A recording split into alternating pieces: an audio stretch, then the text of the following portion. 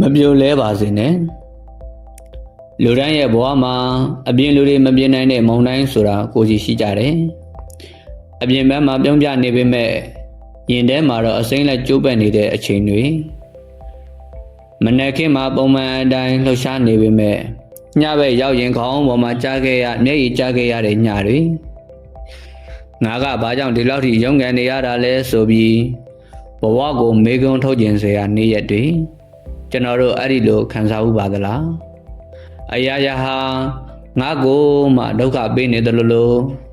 ငါလုပ်သမျှအရာအလုံးဟာလမ်းစပြောက်နေတယ်လို့ခံစားရတဲ့အချိန်မျိုးတွေပေါ့တချို့ကကျွန်တော်တို့ရဲ့အခက်အခဲတွေကိုမသိပဲ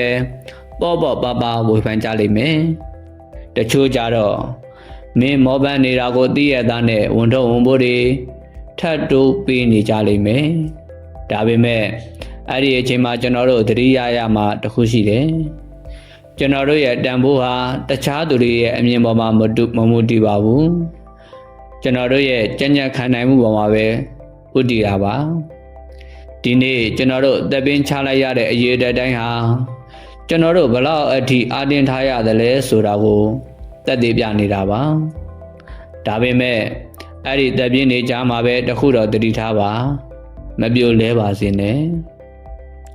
ကျွန်တော်တို့ငယ်ငယ်ကလမ်းလျှောက်တင်ချိန်ကိုခဏလောက်ပြန်စဉ်းစားကြည့်ကြရအောင်ဘယ်သူမှစစချင်းမှမလဲပဲပြေးမသွားနိုင်ခဲ့ကြဘူးအကျဉ်းချင်းခလုတ်တိုက်တယ်ဒူးပြေးတယ်ငိုခဲ့ရတယ်ဒါပေမဲ့ကျွန်တော်တို့ဆက်ဆောက်ခဲ့ကြလို့ဒီနေ့လမ်းလျှောက်နိုင်ခဲ့တာမဟုတ်လားဒါဆိုရင်းချက်လာတဲ့ဒီနေ့အချိန်မှရောအခက်အခဲတစ်ခုကြုံုံနဲ့ဘာလို့လဲကြတဲ့နေရာမှာပဲတောင်းတင်နေတော့မှလဲဘဝမှာလဲကြတာဟာသဘာဝပါအလောက်မှာအစင်မပြေတာအချီးမှာဝမ်းနေရတာစီးပွားရေးပျက်စီးတာအိမ်မက်တွေရိုက်ချိုးခံရတာဒါတွေဟာဘဝကကျွန်တော်တို့ကိုပေးတဲ့သင်ခန်းစာတွေပါခလုတ်တိုက်လို့လဲကြသွားတာဟာဆုံးနေခြင်းမဟုတ်ပါဘူးဒါပေမဲ့အဲ့ဒီနေရာမှာပဲစိတ်သက်ကြပြီးစက်မထားပဲဆက်ရည်ထိုင်နေခြင်းကမှတကယ်ဆုံးနေခြင်းဖြစ်တယ်ငွေကြေးတွေရှုံးသွားရင်ပြန်ရှာလို့ရတယ်အခွင့်အရေးတွေလွတ်သွားခဲ့ရင်တမိုင်းသစ်ပြန်ရေးလို့ရတယ်ဒါပေမဲ့ကျွန်တော်တို့ရဲ့စိတ်သက်သာလဲပြိုသွားခဲ့ရင်တော့ဘာတစ်ခုမှပြန်စားလို့ရမှာမဟုတ်တော့ဘူးဒါကြောင့်ကျွန်တော်တို့ရဲ့ယုံကြည်ချက်တွေကိုခိုင်ခိုင်မာမာစုပ်ကိုင်ထားပါငိုခြင်းငိုချလိုက်ပါမရှက်ပါနဲ့မျက်ရည်ဆိုတာကျွန်တော်တို့ရဲ့ပြောခဲ့မဟုတ်ပါဘူးကျွန်တော်တို့ရင်ထဲကဝန်တော့ဝန်ဘိုးတွေကိုဆေးကြောပေးတဲ့ရေစက်တွေပါဒါပေမဲ့ငိုပြီးရင်တော့မျက်ရည်ကိုတုပ်အသက်ကိုပြင်းပြင်းရှူပြီးရှေ့ကိုရှောက်လန်းပါပင်လယ်ကွေးမောင်တိုင်းတွေနေရာသီးရဲ့ပူပြင်းနေတဲ့နေတံတွေကိုခံနေရတဲ့သစ်ပင်ကြီးတွေရဲ့ပင်စီကြီးတွေကွေးကောက်နေတတ်တယ်ခမ်းမကြီးတွေကျိုးဘက်ပူကြလိမ့်မယ်ဒါပေမဲ့အဲ့ဒီသစ်ပင်ကြီးတွေကဘယ်တော့မှမပြိုလဲခဲ့ကြပါဘူးဘာကြောင့်လဲဆိုတော့သူတို့ရဲ့အမြင့်တွေဟာမြေကြီးထဲမှာမြဲမြံခိုင်ခန့်စွာစိုက်ဝင်နေလို့ပါပဲကျွန်တော်တို့ရဲ့အမြင့်ဆိုတာလည်းပါလဲကျွန်တော်တို့ရဲ့အမြင့်ဆိုတာကျွန်တော်တို့ရဲ့တာဝန်ယူမှုကျွန်တော်တို့ချစ်ရတဲ့မိသားစုကျွန်တော်တို့ရဲ့အနာဂတ်အိမ်မက်တွေနဲ့ကျွန်တော်တို့ရဲ့ကိုယ်ပိုင်စာရိတ္တတွေပါပဲတည့်ရက်တွေကျွေးပါစေအောင်တစ်ခတ်တွေကျိုးပဲ့ပါစေအောင်မြေကြီးထဲမှာအမြင့်ရှိနေသေး၍နေဦးမှာရက်တစ်တို့အမြဲဝေစားနိုင်မြဲပါပဲစိန်ခေါ်မှုတွေရောက်လာတဲ့အခါဘာလို့ငါမှလာဖြစ်ရတာလဲလို့မမေးပါနဲ့ငါ့ကိုဘာတွေသင်ပေးမှလဲဆိုပြီးစိတ်နဲ့ရင်ဆိုင်လိုက်ပါကျွန်တော်တို့ကြုံတွေ့နေရတဲ့ဒဏ်ရာတိုင်းဟာမနေ့ပြန်မှာကျွန်တော်တို့ဝိစင်ရမယ်စိတ်ရစဝေစားမဟုတ်ပဲ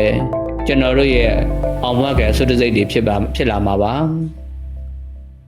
လွန်ခဲ့တဲ့တစ်နှစ်နှစ်နှစ်သို့မဟုတ်5နှစ်ကကျွန်တော်တို့ခံစားခဲ့ရတဲ့ဒုက္ခတွေကိုမှတ်မိသေးရလားအဲ့ဒီတော့ကငါတော့သေးပါပြီငါတော့စစ်ဆက်သွားလို့ရတော့မှာမဟုတ်ဘူးလို့ထင်ခဲ့တာပဲမဟုတ်လားဒါပေမဲ့ကြည်စမ်းပါအောင်ဒီနေ့အထိကျွန်တော်တို့အသက်ရှင်နေတော့ပဲလေအဲ့ဒီခက်ခဲတွေကိုကျွန်တော်တို့ကြော်ဖြတ်နိုင်ခဲ့လို့ဒီနေ့ဆိုတဲ့နေရာကိုရောက်လာခဲ့တာပဲ ကျွန်တော်တို့ထင်ထားတာတဲ့ပိုးပြီးတန်မာပါတယ်ကျွန်တော်တို့ရင်ဆိုင်ခဲ့ရတဲ့တိုက်ပွဲပေါင်းများစွာကိုကျွန်တော်တို့တယောက်တည်းအတိတ်တစိတ်အနံယူခဲ့ကြတာဘယ်သူမှလာပြီးမကူညီခဲ့တဲ့အခြေအနေတောင်မှကျွန်တော်တို့မစွန့်လွတ်ခဲ့ကြဘူးဒါကြောင့်ဒီနေ့ကြုံတွေ့ရတဲ့ပြဿနာတွေကိုကျွန်တော်တို့ကျော်ဖြတ်နိုင်မှာပါအလုပ်တွေအဆင်မပြေဘူးဆိုရင်တဆင်ချင်းပြန်ပြုပြင်ပါအကျွေးတွေဝန်တော့ဝန်ဖို့တွေများနေရင်နီလန်းရှာပြီးဖြည့်ရှင်းပါ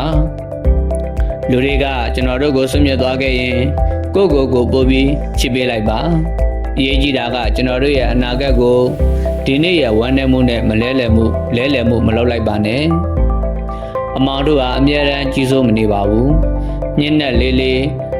နက်ခင်းအာယုံစီကပို့ပြီးနိကက်လေးပါပဲ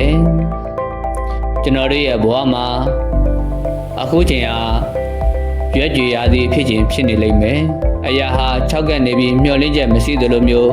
ခံစားနေရလိမ့်မယ်ဒါပေမဲ့တဘာဝတရားရဲ့နိယာမကိုယုံကြည်ပါနေဦးဟာမလွဲမသွေပြန်လာမှာပါကျွန်တော်တို့ရဲ့ကြိုးစားမှုတွေကိုဘယ်သူမှမမြင်အောင်ကောင်းကင်ကြီးကမြင်ပါတယ်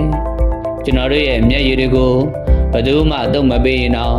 ကျွန်တော်တို့ရဲ့တန်မာမှုကကျွန်တော်တို့ကိုပြန်လဲထူမပေးမှာပါဒီနေ့ကစပြီးကိုပြန်ပြောပါငါမလဲပြူစီနဲ့ငါနားကျင်နားမယ်ငါခဏလောက်လဲလျောင်းမယ်ဒါပေမဲ့ကျွန်တော်တို့ရဲ့အိမ်မက်တွေကျွန်တော်တို့ရဲ့တာဝန်တွေကိုတော့ကျွန်တော်တို့ဘယ်တော့မှဆွန့်လွတ်မှာမဟုတ်ဘူးဘဝဆိုတဲ့တိုက်ပွဲမှာအဓိကအနိုင်ရသူဟာပထမဆုံးပန်းဝင်သူမဟုတ်ပါဘူးအဆုံးထိမပြိုလဲပဲရှောက်လန်းသွားနိုင်သူသာလျှင်တကယ်အနိုင်ရရှိသူပါကျွန်တော်တို့ရဲ့အာယုံဦးပါမနဲ့ပြန်မှာတေချာပေါက်ဝင်လန်းလာမှာပါလို့ကျွန်တော်တို့ရဲ့စိတ်ဓာတ်တွေမပြိုလဲပါစေနဲ့လို့ကျွန်တော်တို့ဆုတောင်းရင်ဒီနေ့အဆုံးထိနာတော်တာရှင်ပေးကြသောတဦးတယောက်ချင်းစီတိုင်းကိုကျေးဇူးအထူးပင်တည်ရှိပါတယ်